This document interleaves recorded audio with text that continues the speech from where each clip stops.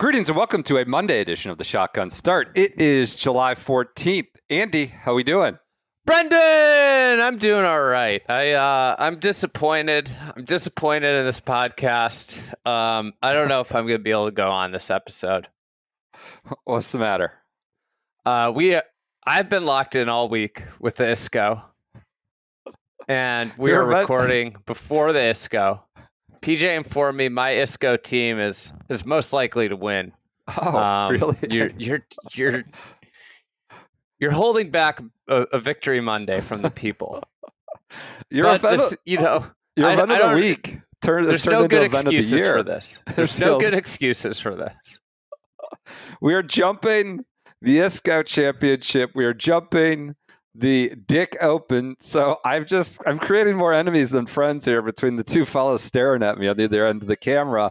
Two events near and dear to your heart. So yeah, we are jumping. We're going. Chris Gotterup is not got her down. He just putted it. That's so bad. I just thought of it.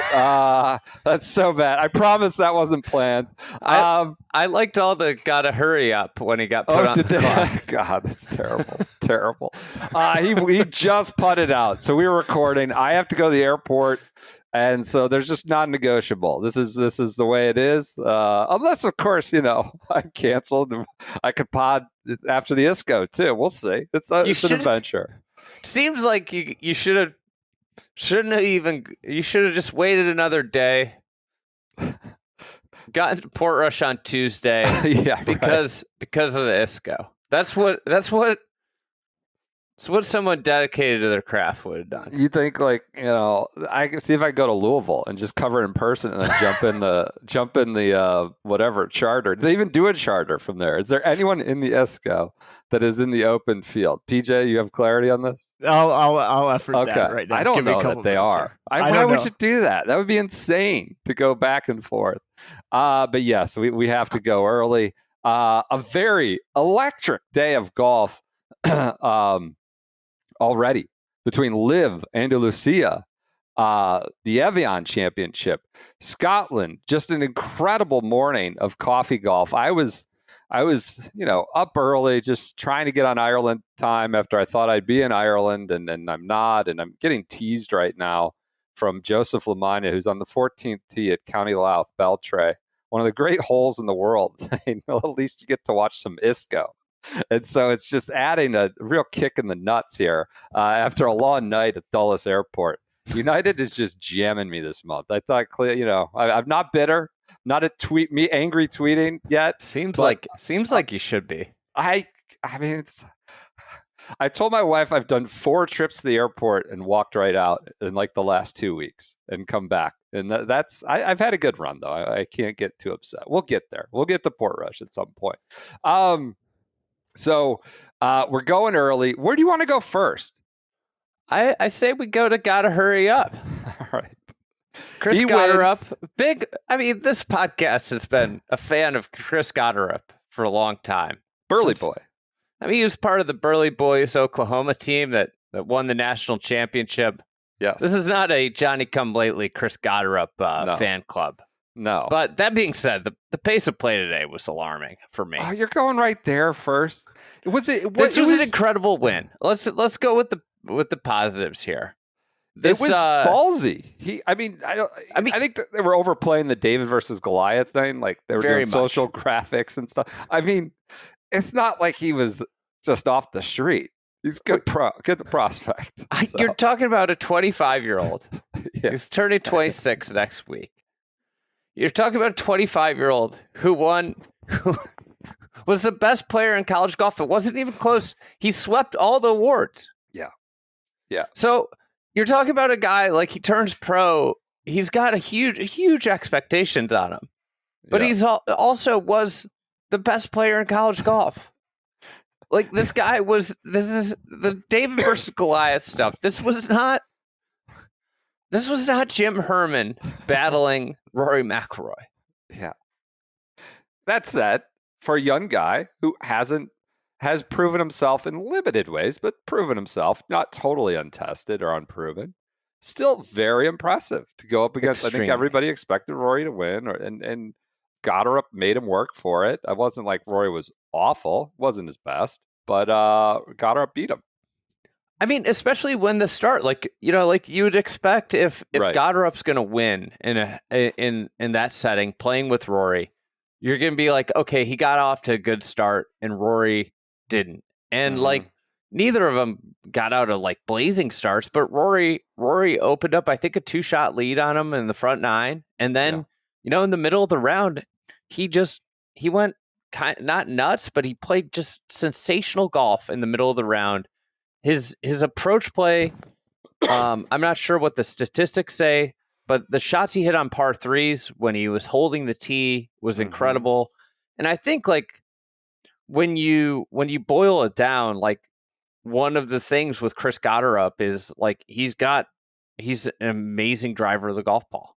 When you look at him, he was second in strokes gained off the tee at the U.S. Open at Oakmont. He was like one of the best tee to green players at Oakmont. He played very well there. He didn't putt well. But when you look at him, he is a guy that, like, when you're standing on the tee with Rory, like, not intimidated. He's hitting it in similar positions. And that's like such a big part, I think, of playing against Rory in that type of setting, is being able to keep up with him and not being like where you're standing and you're like, God, he's like 30 yards ahead of me. Like he's like, that's one of the tough things with playing against a player with the power of Rory McIlroy, and he's hitting it right up there with him. I think I saw that. I think it was Brentley or maybe Brentley who put together, like, if you look at like the strokes gained off. Oh, it was Solly. It was no laying up. Strokes gained off the tee of the last few events. Gotterup is third, Rory 6th. Since March 30th, or 4th. Penge is third. Penge, I guess I've mispronounced in terms of global. Okay. So anyway, which is like, I mean, that's kind of a ridiculous stat, but at the same time, it shows like that off the tee acumen, and then he had his irons going today. And listen, like, this guy is one of the young, like, potential stars. Like, this is a guy that if he can get everything put together and keeps improving, which his college career was really similar. It's like he was not guns a-blazing as a freshman. He was playing at Rutgers. And he became Big Ten Player of the Year by the end of Rutgers. He transfers to Oklahoma for a year, and he's the best player in college golf. Like, this is a guy, like, I feel like careers in golf often mirror like how they get into levels. And when you go up a level, there's like a learning process for some guys. Some guys come out and they're guns a-blazing. Chris Gotterup seems to be somebody that just needs to get comfortable with the next layer of golf, and he seems to be getting comfortable. And I'm very happy for him, and it's cool to see another young American that you can kind of look at and say, like, where can this guy go?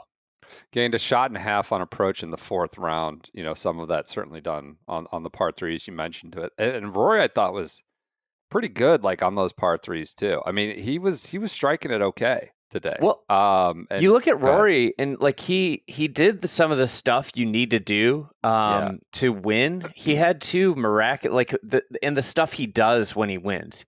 He had awesome save on 7 and 11 when he had to, like, effectively chip out into the fairway. The one on 11, he hit it lefty. That's the catnip social, hitting it lefty from behind the tree. But he made 2 awesome saves. Made a really good birdie putt on 5. But like Rory didn't give it to him. Like, Chris Gotterup won this tournament.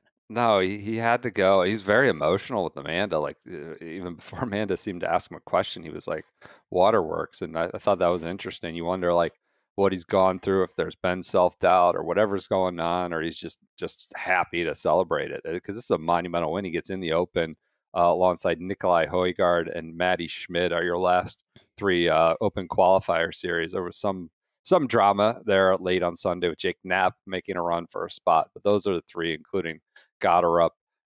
Is he a Ryder Cupper? Is there any way, like, we're talking about a guy, you cited those strokes gained stats recently, those off the tee stuff. He would be a very green rookie. Maybe brings New Yorkers. He's a Jersey kid. boy a little bit. He's originally from Easton, Maryland. I just want to say that, like very originally, maybe like till he was 10 days old. I'm not sure, but he has family over there. I was made aware of that I'm connected to or have a relationship. But yeah, is there a long shot? I think so. I think if he plays well, I think like this is a guy that you could talk yourself into. Bethpage, he hits it long and high, right? Yeah. That is like a core ingredient there. If you look at his last 8 starts, he goes T15, T13, T28, miscut at the Canadian Open, T23 at the US Open, T26, T21, won first. So like nothing spectacular there, but that tells me he's playing really good golf. If you string together like a bunch of finishes like that, granted, like not the best fields, but this is life as a non-signature event player on the PGA Tour. Is like these are the events you can get into, and he's playing what he can get into, and he's played solid. I think like. Listen, like he just won the 4th strongest field in golf for the year. It'll probably be the 5th after next week. Yeah. So you're talking about like he won one of the best events of the year. Yeah, I think like you could if he plays well the rest of the year, I think you could talk yourself into it. I think it's hard though to overcome probably the stigma of where he started the year and the fact that he's not one of the boys. Yeah, not a rookie, not one of the boys. I mean, it seems like a great, not great. He seems like a not insane option. Okay, like it's worth. There's a real case. There's not a mule wheel like gimmick case. There's a real case you could make for why he should be under consideration. But this is what we do. You got to do a lot more. You want to be a rookie, and you want to crowbar your way in from. There's always 8, 9, 10 guys for what amounts to 1 to 2 spots that have sort of these credible cases. I think he's getting towards credible case, and he'll have a chance probably to get into Eastlake. I think like something that's illuminated, like everybody's pointed out, like okay, he won last year at where did he win? Puerto Rico, right? Myrtle. Beach. Yeah, he won Myrtle last year. He had 3 top 25s. I think like something that is so underratedly difficult is just holding onto your card as a rookie. Yeah. Yeah. Like, I mean, it's like the first objective is just staying there. Mm-hmm. So he was survived his rookie year. Mm-hmm. And now you look at where he's at this year. It's like really nice progression. Mm-hmm. He wins this. He's in the top 40 in FedEx Cup standings. Yep. He's now going to be in signature events, presumably next year. Yeah. And he's set up to he's going to be playing in major championships for the most part, most of them, and it's awesome. I got a question for PJ.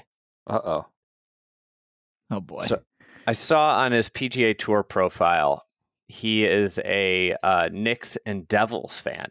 He lists those as his 2 favorite sports teams. I'm asking for you, does that mean he's probably a Mets-Jets fan? I don't actually know. It depends on where he's from in Jersey. I would assume because South Jersey is mostly Eagles fans.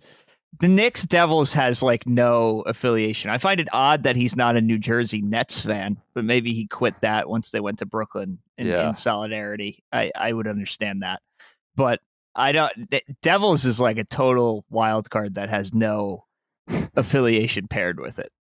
There's no line. There's no sort of. I would assume he's a Yankees fan. That's probably a safe assumption. Yeah, seems like we got a big series rubber match here today. Oh God, here we go. He was slower. He was a little slower. You called that out. I thought, quite honestly, yes, they put him on the clock, specifically isolated him as the one of the 3, not the group. They put him on the clock.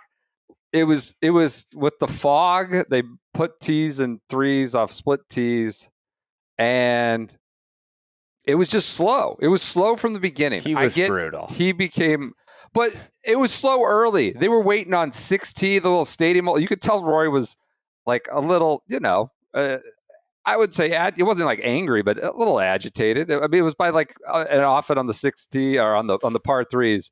You were just waiting. You were waiting to hit shots, but then as they got into that middle round, back 9, there was even more of a gap. And they put him on the clock. people were pissed about that.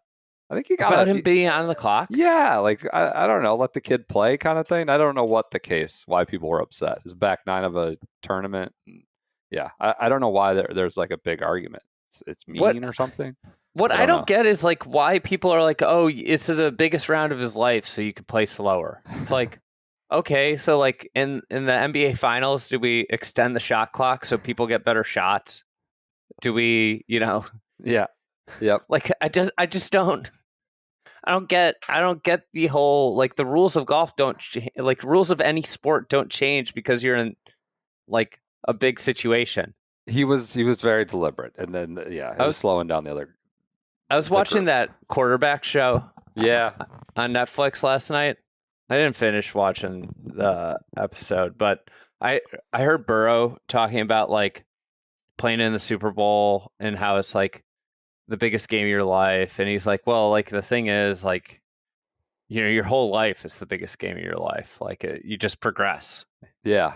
Like, so like for Gotterup, yeah, this is the biggest round of his life, but like this is like the 150th time that he's had the biggest round of his life. So like technically, like when you think about it that way, yep, it's not like you've already had this moment 150 times or whatever in your life.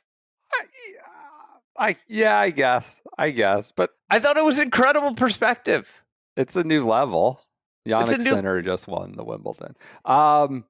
It's I don't know. I mean, I've been watching the Shane Lowry, like just trying to prep a little bit. And Lowry had done stuff when he went to 19. He said he woke up. He's like, this is either going to be the best day of my life or the worst day of my life. And there's no in between.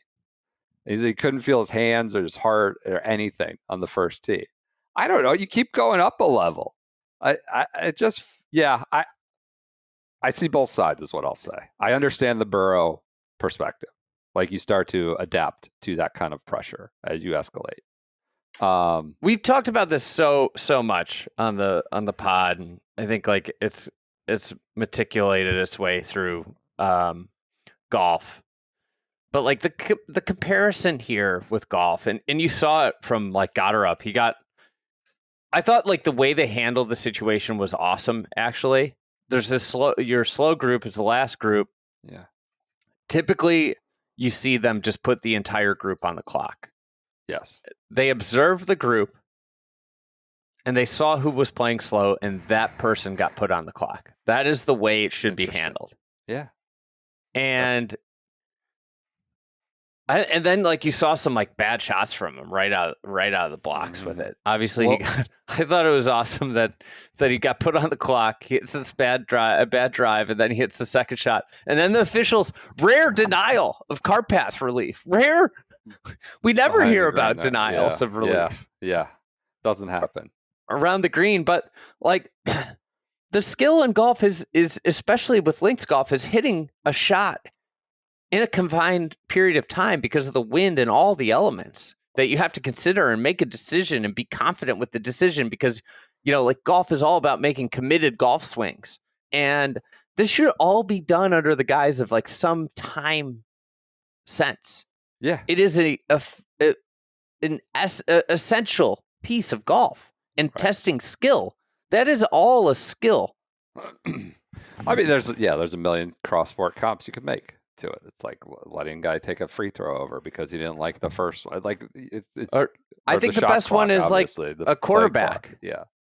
A quarterback. That's the game. With 7 seconds to throw can read a defense. Like the great ones are Tom Brady, who it like can process what a defense is doing in split seconds and know exactly where he's going. That's so similar to golf, is process what's going on. Yep.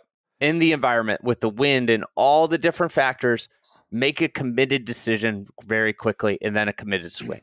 Like that's like the highest level of skill in golf that is currently very under rewarded. But anyways, you know, got to hurry up in the future. Shot 61 on monitoring the situation with Gotterup's pace of play. I'm worried. He's got a similar build to JB Holmes. I'm worried. Come on. JB Holmes was a long hitter in his day. This is what I'm worried about. I don't want to turn. on her beautiful burly boy. He seems like a guy with real perspective and sensibility of those around him who will take the feedback and not brush it aside. Like JB would basically double bird you if you told him he was playing too slow. I don't know. Is that the general belief of what New Jersey residents do?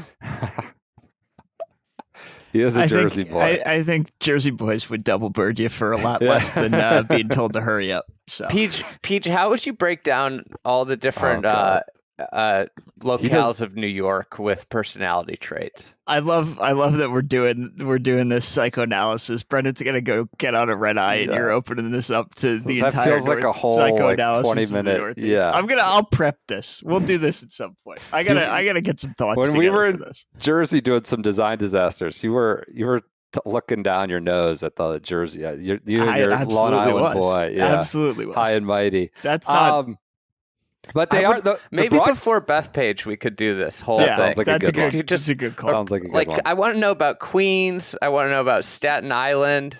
I want to know about Stefan Schauffele won't go to the Ryder Cup because he thinks it's going to be too mean. So I've got that in notes. I did like the broadcast is going in on pace of play a little bit more, and we've seen that from Dottie early on at Torrey Pines. But IBF with a bit of a zinger for Fitzy on Saturday.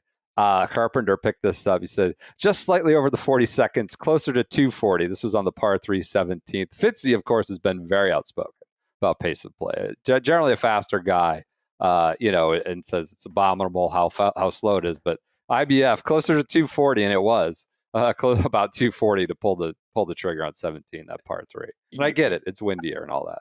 Euro Ryder Cup team. Here comes Fitzy. Yeah. He's primed. I wouldn't say he's locked up a spot, but feels like it's one of his to lose at this point. On that note, as we go to the Open, Scottie, Rory, Rahm, I would say all looked just fine to very, very encouraging today. I mean, Scottie top 10s it, I bet. You're worried about the putting. Are we worried about We're done with Law and Order. Yeah, no, I mean, he top 10'd it. He top 10'd it. I'm not suggesting he was in the same class as Rahm and Rory's, but just fine. Did just fine. He did have a few puzzling putts, which we know have been some of the bugaboos when you get on the slower greens of the links golf courses. But I thought he did fine. You can't get mad about his showing. T8, 60, nothing worse than a 69. Word from the ground. Word from the old country. Scottie's very grumpy. Okay. As grumpy as Windy? Maybe grumpier. Windy had a comment to Amanda yesterday. Just nice to be talking to you. I haven't been playing this late. But word from the ground, Scottie's very grumpy. Okay. Grumpy about the bounces, the putts. He was yelling at an inanimate object today. The hole, basically, Have we determined whether the jurisdiction extends? Interpol? Is this an Interpol situation where 007 Scottie Scheffler? I'm not sure. I'm not sure. The thing is, he should just be cleaning up these tournaments if he could get the putter working. The style of golf is so good for him. Yeah. T8. I wouldn't suggest he was. I know our standards for Scottie at this point are very high, but wouldn't suggest he was lost. I found it interesting that where Rory made up the most ground in the event was on Saturday afternoon when the conditions got crispier. Mm-hmm. That's when he charged up. And there's something that says is when things get a little bit more challenging with wind, firm conditions, that the best players in the world tend to push themselves up. And Portrush, that's what I'm excited about for next week. It's just that is the ultimate kind of canvas for these best players in the world because of the design plus the elements. It is demanding, but it also and it's going to require a lot of skill, and it's just an amazing opportunity for the Rorys, the Scotties, the Rahms to really showcase all that's in their bag. You didn't hear a lot of that analysis on Rory's Saturday. It got buried in haircut content that really like overwhelmed the post game on Rory's Saturday. But he did get a haircut. It's much shorter, and that went viral. So apparently to cover up as the someone gray who's battling some grays, I feel it. When I get my haircut, I'm like, the grays look better. I think there's like a line he was talking about. So for people that missed it, it's like I'm getting gray, so I shaved my head, cut it short, thinking it was be better. I totally see it. When my hair's longer, I think it looks more gray. I've never gone full shave, but I think the in between, the happy medium is in between long and really short. Yeah. That's where you can mask the most gray. It's just the analysis. We're going to get chatter. Yeah. I mean, as someone who's losing his hair, that sounds much more preferable than the gray. I mean, my son makes jokes about how big my forehead looks on TV. It sounds. Is that like why you've been wearing a hat? I don't wear. No, me on TV? Yeah. No, it's just that's a matter of just coincidence. No, I pretty much wear a hat on this situation podcast whenever I don't shower. Well, I'll wear a sign of I haven't showered today. The over-the-head headphones also kind of make it just fit better with the hat. I don't know. It looks even worse, pulling the hair back a little bit. So, but yeah, haircut analysis. Rory did look good in the wins on Saturday. He looks good. Scottie, I thought, looked fine. And who's going to be a happy boy? Nico Minute, who should get out of here. He makes a hole-in-one on the 6th hole to win a car. Now, if he was his lucky, caddy gets one. His caddy gets one. Jimmy Rollins made a hole-in-one, I guess, at the ACC at Edgewood, Tahoe, and he got a boat. I think I'd rather have a car. There's been a lot of ACC content. Aaron Rodgers said it's like the best day in sports. Saturday at the ACC. It seems like kind of a reach. Maybe he was on ayahuasca or something. It's a guy who's been removed from the NFC Championship game for a couple of years. He's some man that's downtrodden because of the New York Jets. So Rollins gets a car. Rollins gets a boat. Nico gets a car. If I had my choice between boat or car, I would go with car, but not just any car. One very specific car, and that would be a Mercedes-Benz GLS. And our open coverage this year on the Shotgun Start is presented by Mercedes-Benz. Mercedes-Benz has been partnered with the Open since 2011, rooted in shared values, commitment to excellence, and bridging tradition with modern luxury. The car I'd want if I made a hole-in-one, and that was the prize, would be a nice GLS. The SUVs from Mercedes-Benz are the perfect companions for golf enthusiasts seeking performance, style, and space on the way to the course. And the GLS stands out as the pinnacle of this lineup. What, honestly? This has been an observation for a couple of years. Every time I see a GLS on the road, especially the big one, I'm like, God, I want that car. Like, think about like all the stuff I can put in it. My family of 6. Yes. It's a good big car. Fan of the GLS. Did you know? It's got like big tires on it too. Yeah. I feel like it could handle a lot of situations you throw at it. This is, I'm not a car expert, but it combines power and finesse, and it's backed by 12 driver assist systems, nimble handling, cutting-edge AI technology, and superb craftsmanship. GLS anticipates your needs, ensuring every journey is as strategic as a championship-winning game plan. It reflects Mercedes-Benz's philosophy. That's pretty simple. Deliver the world's greatest vehicles. You can learn more by going to mbusa.com. To learn more about the GLS and their full lineup of SUVs, let's go to mbusa.com. We're pumped to have them with us for the Open. Obviously, they were part of our Port Rush video that we posted to YouTube, and will be a big part of our week both over in Portrush and on the podcast. All right, continuing on, I think we're done with the Scottish Open. Let's go to real quick the Evian Championship, the Women's Major Championship. I don't know if I can have to consider it a major now after this morning or just incredible circus theater golf. I would suggest you go to the Mixed Bag podcast for the full debrief. I was up early this morning. I had it on. I mean, first of all, it's insane that we had 3 events running at the same time. Are we done with the Scottish? We can be. What more do you want to say? I had some other notes. Please throw them out. I can't wait to just run through the airport like the McAllister family here. All what right, else you got? Marco Penge. The Penge posse attracting new members. Yeah, he's good. Not a crazy Ryder Cup selection. He's got some staying power, it feels like. He's going to be a guy. What else you got? Other notes. You want to talk about Rory at all? Sure. I feel like we did a little bit. Go ahead. Nice to see him playing well again.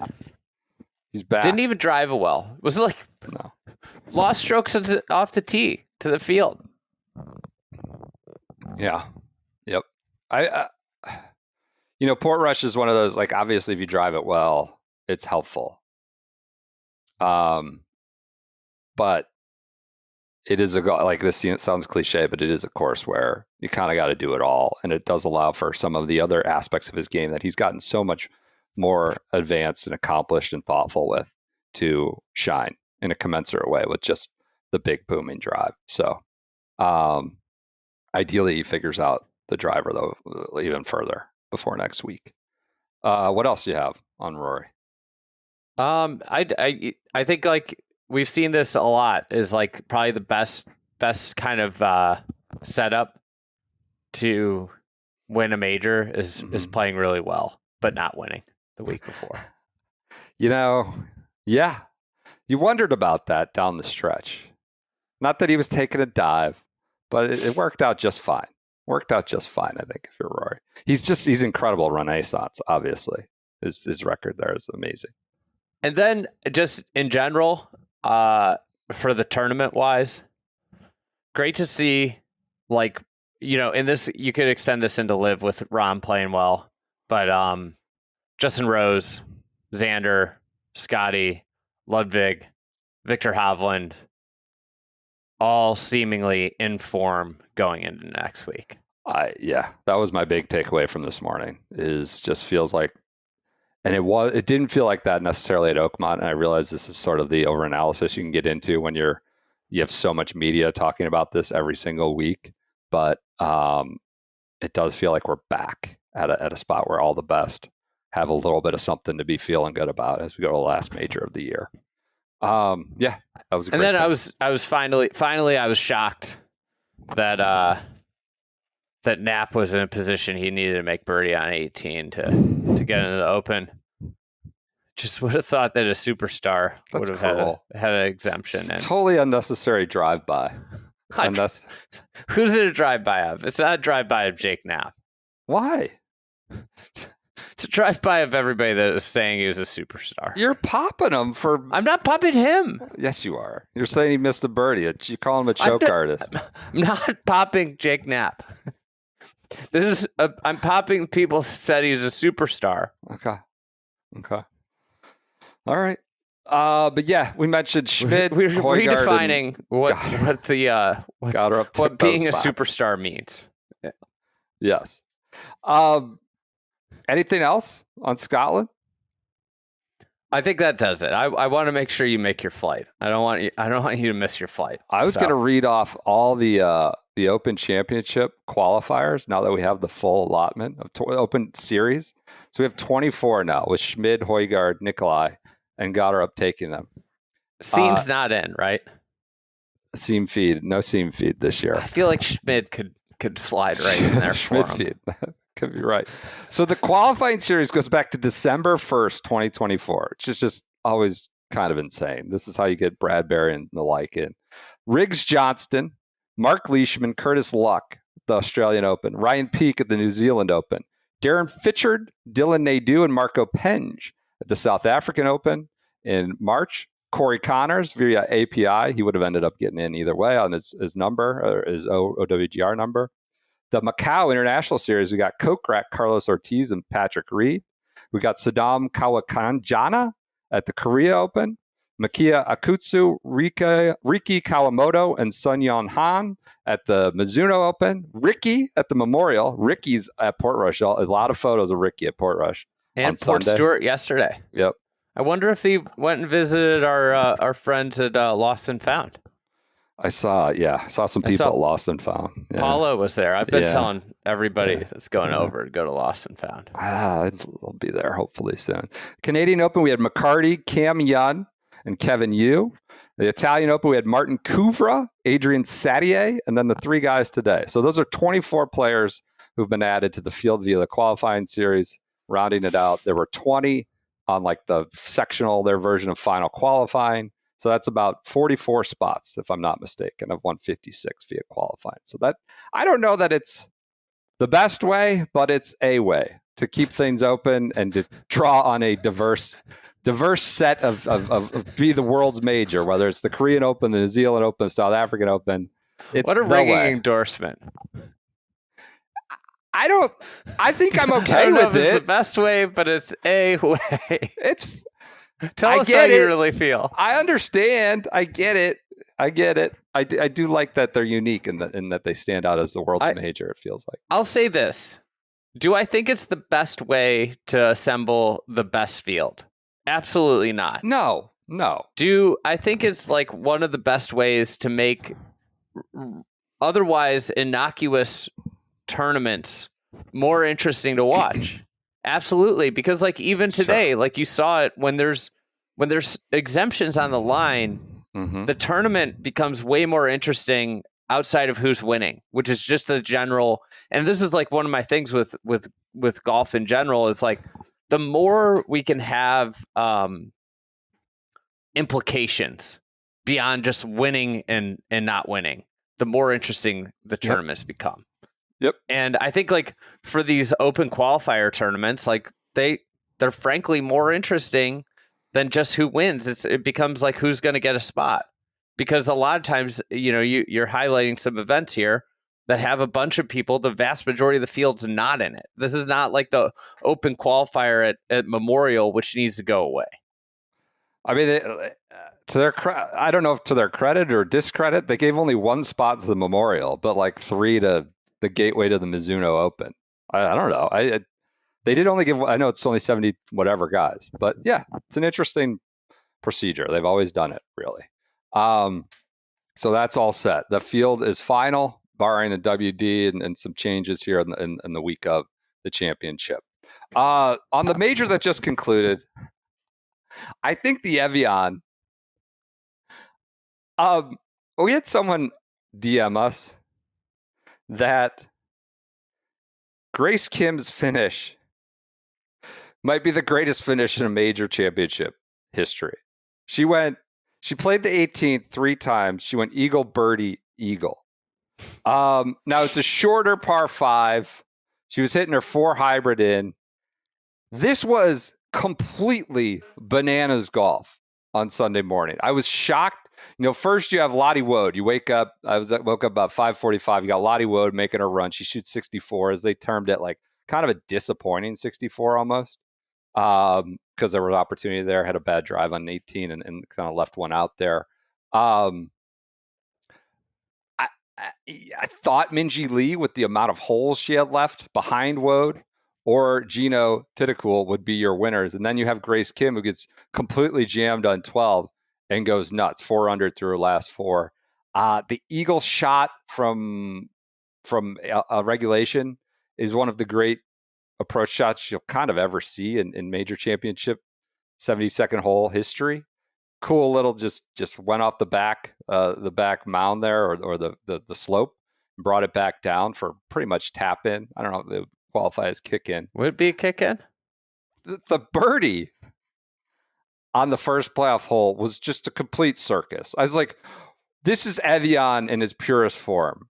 You have a slice You have cart path bounces. You have this like dense like flower bed. You have this like little watering hole that looked like a hot tub that was adjacent to the larger hazard, and it's bouncing in that.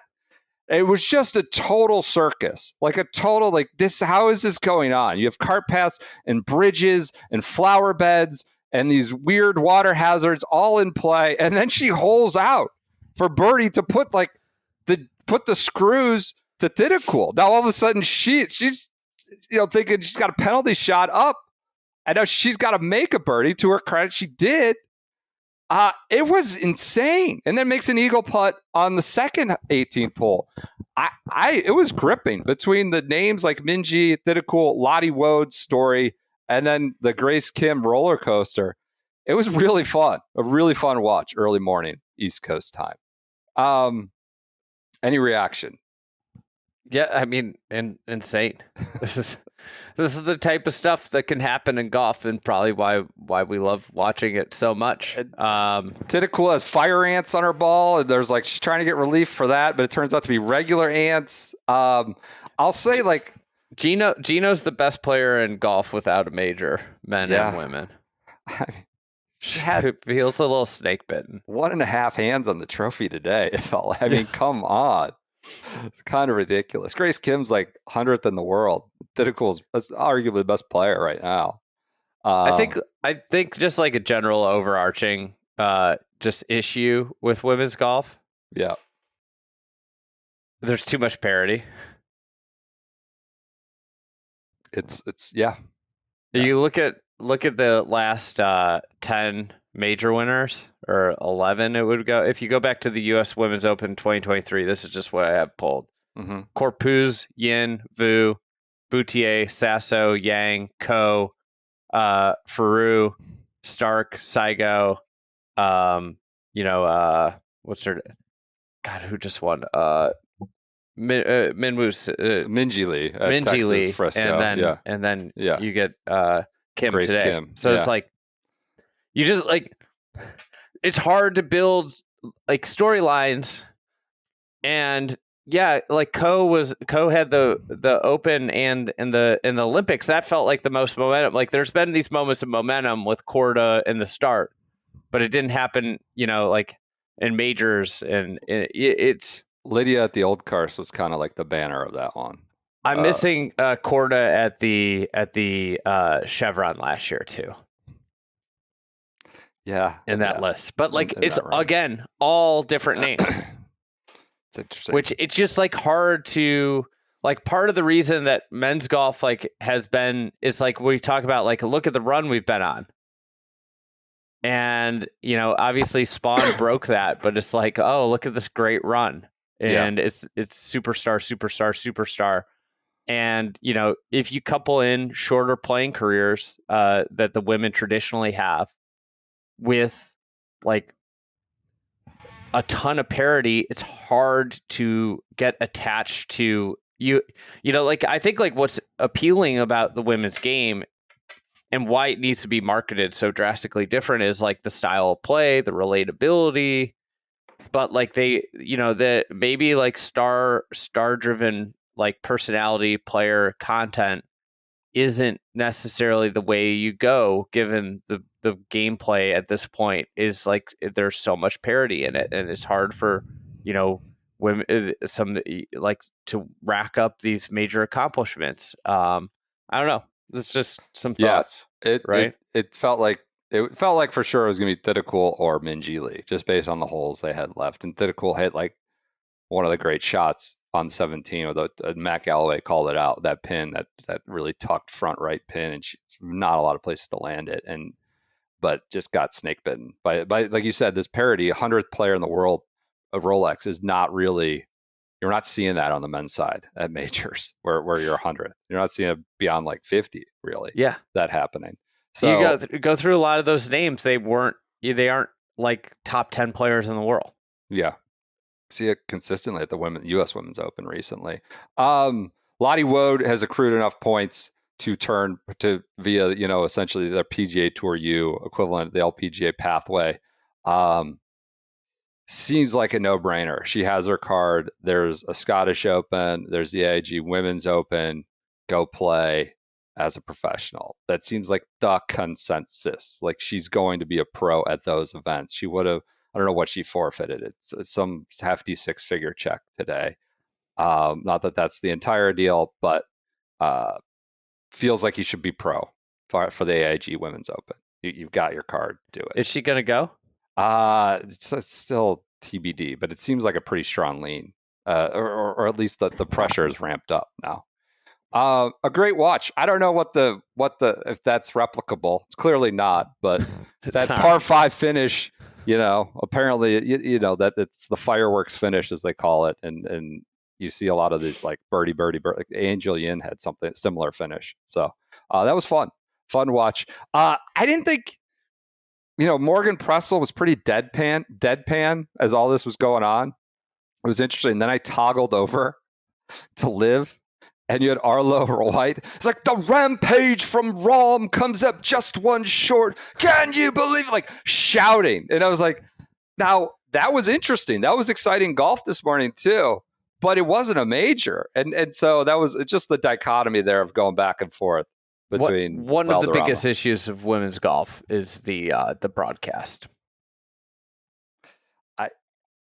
It was incredible theater. And yeah, the dichotomy of flipping over to LIV was pretty stark for an event that's not a major.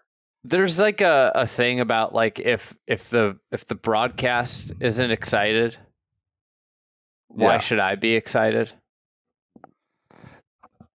Yep.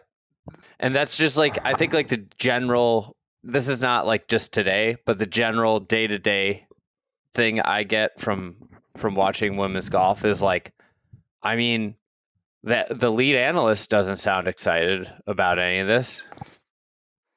Why doesn't really impart excitement on me? This whatever you think of the course in the major, this was one of the greatest majors finished ever. Yeah. If you're calling it a major, it is. I don't know that, but I think the medium's probably somewhere between Arlo and that.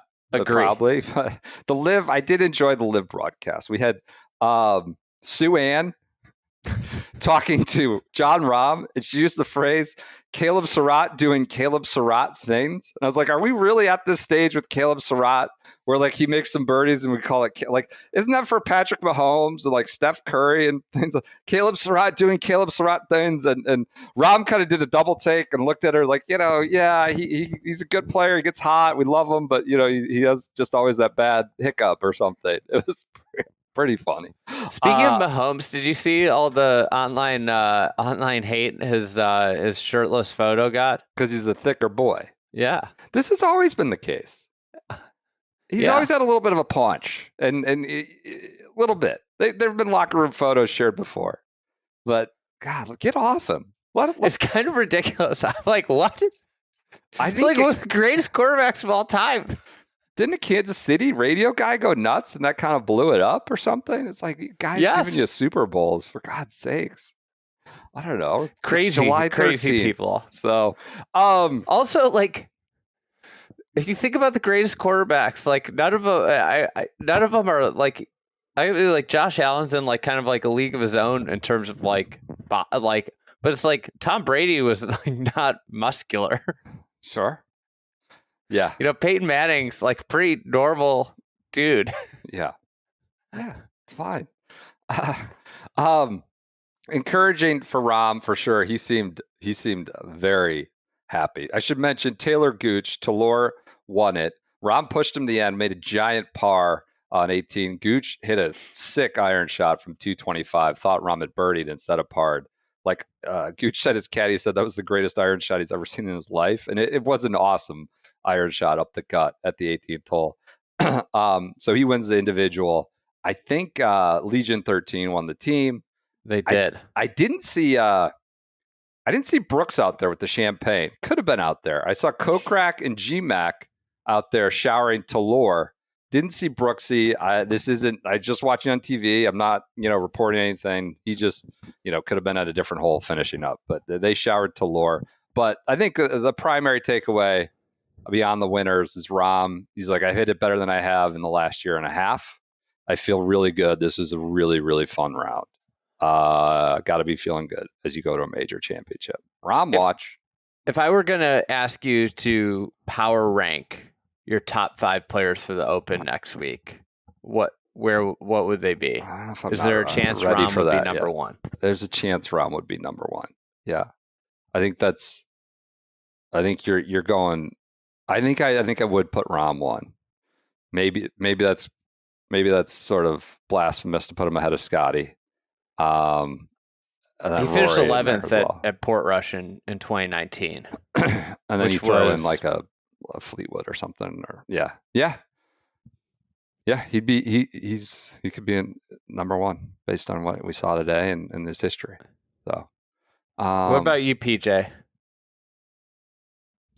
I think I would probably put him second to Scottie. I think him and Rory are 2A, 2B for me right now. Okay, fair.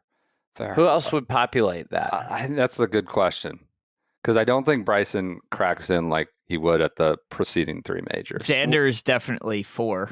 Would you put Mercedes-Benz ambassador Ludwig Aubert in it? Maybe this week, it was a proud sponsor of Mercedes-Benz. That's exactly how we make our picks.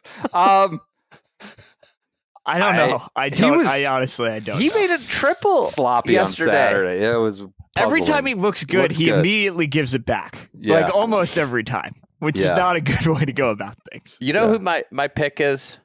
PJ knows. You probably don't, do know. DP. Who is it? To Vic win? Hovland. Okay. I like it. I think he's dangerous right now. I think that's a good. If you put him 5th with those top 4, I think that's totally fair. I would take. I don't know if Fleetwood. Xander's in my top 5. Oh, I'm sorry. I'm not. I'm just not gonna use like him playing well at Renaissance 1 week. He's been bad all year. That's fair. Fleetwood? I'm still bullish. I would take Xander over Fleetwood for sure. Okay. Fleetwood? What? I think you get a little frisky with that 5th spot. You can get a little creative. Tank a proper links player, proper open player. That's fair. To win, fair counter.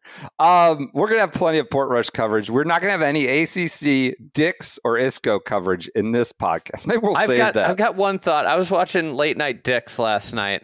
Stephen Allen is like kind of running away with it. I have it up on the TV here as we go. So if he doesn't win, this will be even funnier. But great. The telecast felt like it was from like 2005.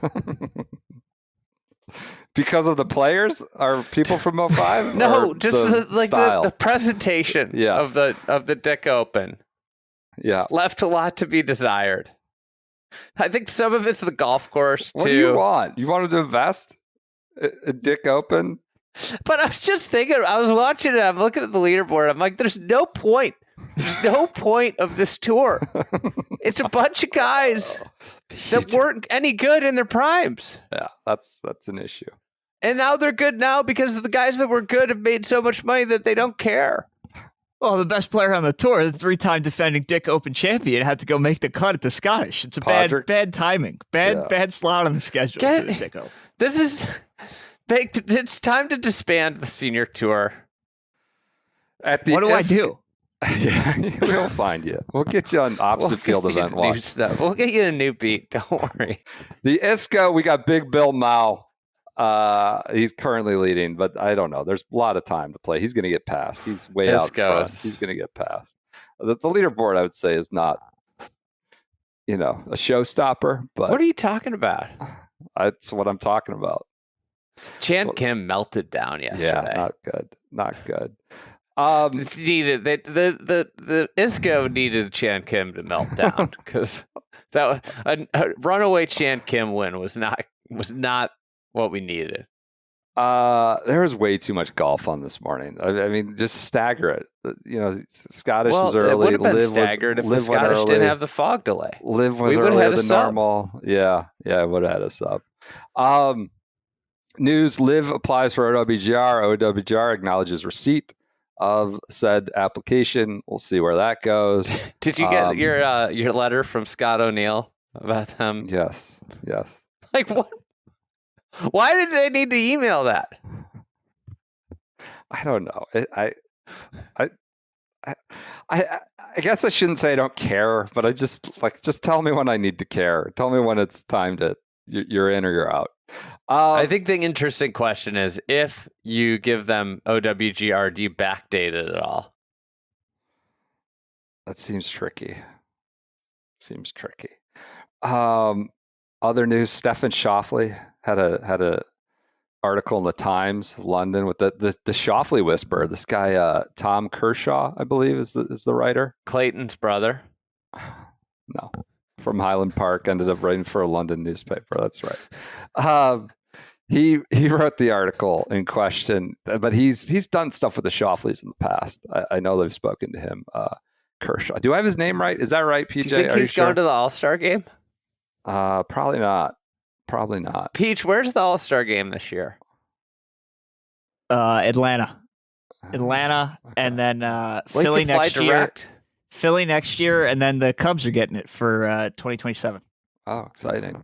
He could fly direct to Atlanta, back to Dublin. He could cover both. It is Tom Kershaw, so I Yes, hope he's going to see his brother's final All-Star game appearance. Stefan let it rip with him. Just let it rip, and I don't know that we need to go into all of it. Some of it's about his parenting techniques, which I totally fine. I actually can appreciate it now in the youth sports vortex of travel sports being the biggest kind of con job going these days. It seems like Stefan was hands-on himself, but the more explosive or more germane to pro golf comments says, do I miss the PGA Tour? Because he's kind of living in Kauai. No, I'm not going to the Ryder Cup either. I'm afraid of what's going to happen in New York. I was there at Whistling Straits when they called Shane Lowry's wife a derogatory term in front of him. I couldn't believe my ears. Then I saw what happened in Rome. That was utterly disgusting, claiming this money bullshit. And Rory behaved disgustingly, in my opinion, when he confronted Joe LaCava. That's a parenthetical. Disgustingly. Rory behaved disgustingly. It's only going to get worse. It's ruined my appetite for the Ryder Cup. It becomes unwatchable. So those were aggregated and notable comments from Stefan Schauffele. I don't think all of it is inaccurate. I just think, part of it is what makes the Ryder Cup maybe the best event in golf, like an element of it, but the line gets really close, really fast, and you can cross it. So, we can only hope that a certain man's asked, what's my personal opinion on it? There is no personal opinion. I'm the president of the PGA of America. I'm glad we could get Don Ray into the lead for Open Championship week. Just crowbar him in I have there. a feeling there's going to be some more on Tuesday. That would be my lead. I hope somebody gets a mic in front of Don Ray to address Stefan Schauffele's comments about the Ryder Cup. That's good. I don't have anything else. I got to go to the airport. I hope to God I don't have a seat assignment, which is concerning. That could be a good thing. Yeah, I think I had a good seat assignment last night. Was it first class? It was 1A. Was my seat. Oh, I got there at 8. Stayed till 1. Were you at the Polaris Lounge? Yeah, I hit that up. But then with the delay, they closed it. They closed it at like 10 p.m. So I walked back to go in, and the doors were closed. It was just a total kick in the nuts. So, woe is me. It's the world's smallest violin. I just don't want to have canceled flights. Kind of sick of this, but hoping to get over to Portrush. We'll see. Get out and up. That's tough for you, man. That is real rough. It stormed for like an hour, and that was it. The whole airport was like snarled and stuff for the next 6 hours. Tough. We'll see. We'll get over there someday. Everybody enjoy your Mondays, your Sunday nights. Taking a little ISCO Championship while you watch this, whatever. Maybe you're listening this Monday. I don't know where they're going to put you. There's no open seat. Well, I'm confirmed with the seat. It's just they haven't told me what seat. The seat map says there's no open seats. I mean, I quick triggered it last night as soon as I saw the attendants walking off the plane. They totally mismanaged the situation. The pilots timed out at 1. There were like other flights going out to Edinburgh, like that got out. Our pilots timed out. They just mismanaged the plane, the cleaning of the plane, just a disaster all the way around. I'm not complaining. There was no reason for it to not get out, but I quick triggered the rebook as soon as I saw them walking up and off, and they went. So I got ahead of everybody and on, but I don't know if it was like they just didn't give me a seat because it was too fast or an assignment. We'll see. Hey, can I do a little shameless promo? Please. Check out the Fried Egg Pod with Billy Boy. I had Billy Horschel on to do the preview for the Open. Okay. It was a unique, different preview than we usually do there. So go check it out. Please. Billy was fantastic. Would you agree, PJ? I thought Billy was great. It was just nice to have Billy back in the mix again. Do you think we're getting to a point in the sort of relationship with him where you could do a baton toss instructional with him someday? A video? Yes, I do. Honestly, yeah. I think if we went down to Sawgrass, we could get that done. Okay. All right. Well, it sounds like a very good pod, the keys to respectfully tossing your club with Billy Horschel. I mean, he's an absolute artist and expert at it. I thought about putting in the questions like, who are your top 5, tossers right now in terms of like who respectfully you got some of the best moves in the bag with the club post shot. Yeah. Who else to you is at the top of the game? I mean, Rory did the bounce off the bag at whatever that was at Oakmont 12th or something. Yeah. I think Rory's up there. He is. He had a putter drop today when that ball like slid in did the whirly bird on the one short putt. But yeah, he's up there. Good. Check that out. Game respects game. I'm sure his 5 are he knows what he's talking about. All right, I think that does it for this meandering Monday episode. We'll be back live Portrush preview show at 4 p.m. Eastern time, live on YouTube. Go to YouTube. The link's already available. Hit the bell for a reminder. We're going to be at 4 p.m. Eastern on Tuesday. That's 9 p.m. Portrush time, 1 Pacific. I think I'll be there, and we'll figure it out. Well, my internet will hopefully be good, and we're going to do it. 4 p.m. You'll be jet lagged. Hammer the like button. Hit subscribe. Yep. Comment below. What else do you do? Buy a new GLS. Do everything. Buy a new GLS. Buy some coffee. All right. Listen to Fried Egg Pod. Watch the Fried Egg video. All right. We'll be back on Tuesday at 4 p.m. Eastern. Talk to you then.